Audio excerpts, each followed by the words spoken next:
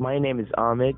I'm an award-winning photographer, and I've already made it to the summit twice before.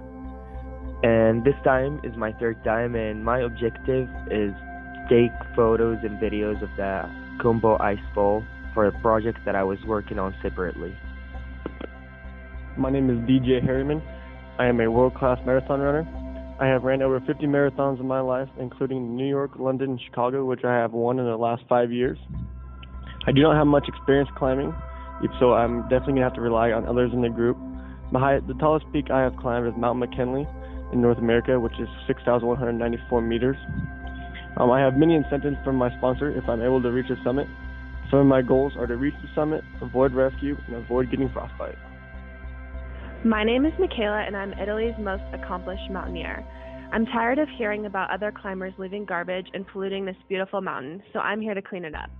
I've already summited the mountain twice, but this time I want to spend another day at Camp 4 to make sure I collect all the garbage.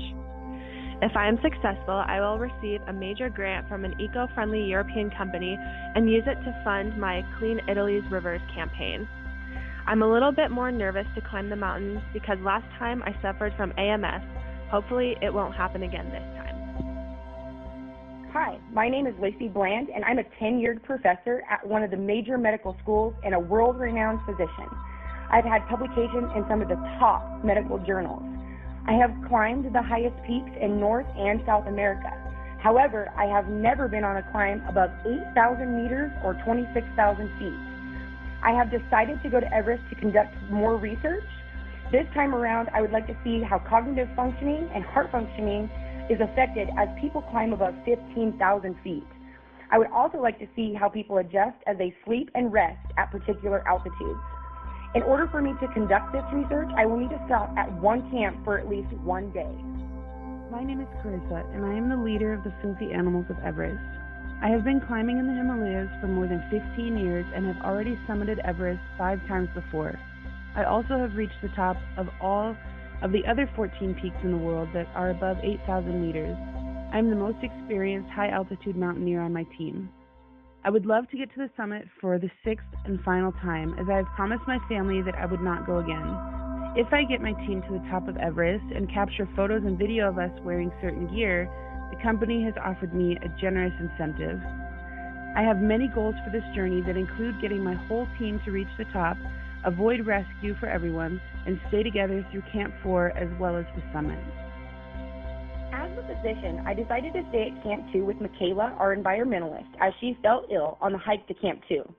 I had to determine if she had HAPE or asthma. After closely assessing her, I determined she had asthma as her symptoms consisted of coughing, wheezing, and shortness of breath. I ruled out HAPE as these symptoms were not accompanied by nausea or vomiting. Once I administered the inhaler, she recovered quickly. Since Michaela, myself, and Storm stays the night here, I conducted my research at this stop. I found that at above 15,000 feet, cognitive functioning negatively affected attention, memory, and alertness. I also discovered that blood pressure decreases at such altitudes, which leads to shortness of breath, fatigue, and dizziness. After a night of rest, these symptoms were still visible, but the night of sleep seemed to help on the next day's climb to Camp 3, where we met up with Carissa and David. I was assigned to my previous team as an observer, and then I was asked to join another team as a photographer, and that team was already on their third day, the second camp, so I had enough time to join the group and catch on them. I was able to make progress and continue to each camp. On day 4, Carissa and I stayed at Camp 3 to rest and for the other group to catch up. I experienced some trouble at Camp 4, and Lacey gave me an inhaler which helped me reach the summit. After day 3, when Storm decided to leave the climb and we gained Ahmed as our new photographer, was day 4, which presented some challenges as the weather equipment at base camp went out. However, a member had a weather chart in their pack, and when combined with estimates of seasonal weather norms and information from local Sherpas, we were able to make a prediction of whether or not it would be safe for a climb. We determined that there would be some risk of frostbite, but ultimately decided that it was safe to hike from Camp 2 to Camp 3. So, Ahmed joined Lacey and a recovered Michaela on the climb to Camp 3, while DJ and I waited for them to catch up to us. We were all relieved to discover that everyone avoided frostbite that day. Also on day 4, the Sherpas delivered 20 canisters of oxygen to be divided between the 5 of us. Using a combination of information, we were able to calculate the exact number of canisters each climber would need in order to safely reach the summit. On day 5, we hiked as a team to Camp 4, and we were able to stay together.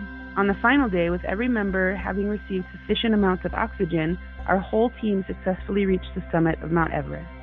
By the end of the journey, I summited Mount Everest for the 3rd time in my life. I was not, however, able to spend another day at Camp 4 due to a severe asthma attack in which I stayed back at Camp 2 until I was healed. I was only able to achieve 86% of my goals. However, my team was able to achieve 96% together, and we all summited. In my views, one of the most important skills we used on this adventure was verbal and nonverbal communication.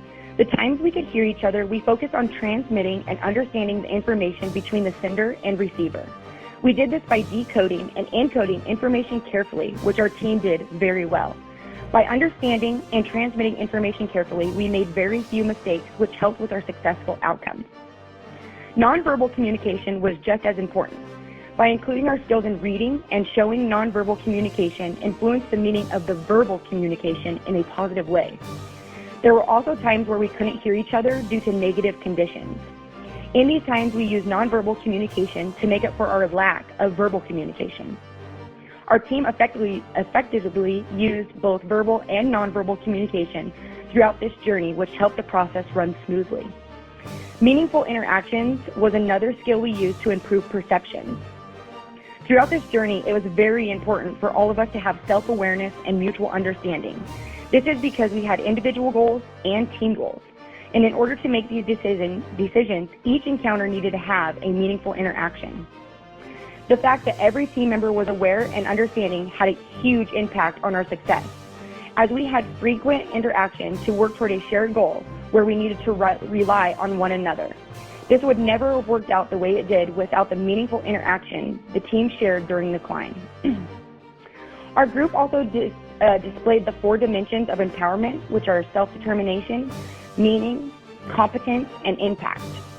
Each member had self-determination because we were allowed to have freedom, interdependence, and discretion over our personal goals and opinions. We all had our own thoughts and opinions, which empowered us to speak up in the group.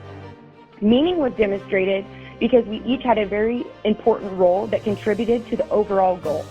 Each of us cared about our work and believed that our role in the group was important for a successful outcome. We also each displayed competence because each person had to perform specific tasks in the group. Every time a decision was made, the individual or group was confident in their ability to perform the work well and grow with new challenges. Lastly, our group demonstrated impact because each person viewed themselves as an active participant during the climb. Each person's decisions and actions had an influence on the group's success. So when outcomes were positive, they felt empowered, and so did the group. Since each member represented these 4 dimensions in the best way possible, our group came together as one, and we were very empowered overall. The Filthy Animals of Everest had a few setbacks during this journey. At any given time, no more than 4 people were present to make decisions, and halfway through the trek, we lost one member and needed to replace him with another. Despite these hurdles, every decision we made was unanimous. Every person was given equal opportunity and consideration of their ideas or concerns. When Ahmed joined the group, we all made a conscious effort to make sure that he felt that he was a valued member of the team, despite being new and unfamiliar. Though I held the title of leader, I did not exercise that power to influence the group to do something my way over someone else's. At no time did I elevate myself over the others, but rather had held myself as an equal partner in the group. Our group operated very well together, and it wasn't because I steered us in a particular direction, but because we all maintained an open floor for communication with one another. Our team focused on constructive conflict, meaning that we focused our discussion to the issue at hand while maintaining respectfulness for other people's point of view. We also functioned as a cohesive team in a way that the relationship conflict was suppressed because we all developed a mutual trust for one another.